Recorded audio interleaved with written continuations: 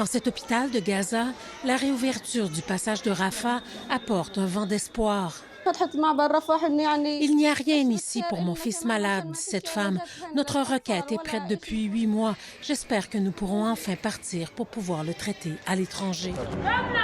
Au lendemain de la réouverture du passage de Rafah, ils sont des milliers à espérer pouvoir quitter Gaza pour se faire soigner.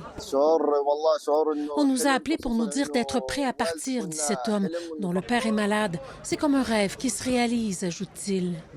Selon les autorités, environ 150 hôpitaux égyptiens sont prêts à accueillir les patients palestiniens évacués de Gaza par le point de passage de Rafah. Outre ceux qui veulent sortir de Gaza, il y a aussi ceux qui rêvent d'y retourner. C'est le cas de Faten. Elle est coincée en Égypte depuis près d'1 an après y avoir accompagné sa belle-mère pour des traitements. L'ouverture de Rafah va enfin me permettre de retrouver ma famille, dit-elle. C'est un sentiment incroyable. Mais elle sait que les défis qui l'attendent à Gaza seront grands. Notre maison a été complètement détruite depuis mon départ, dit-elle.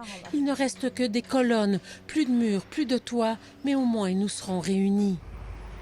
Mais au jour 2 de l'ouverture de Rafah, les déplacements à pied se font toujours au compte-gouttes et les camions chargés d'aide humanitaire commencent à peine à pouvoir entrer dans la bande de Gaza. Ici Lise Villeneuve, Radio-Canada, Montréal.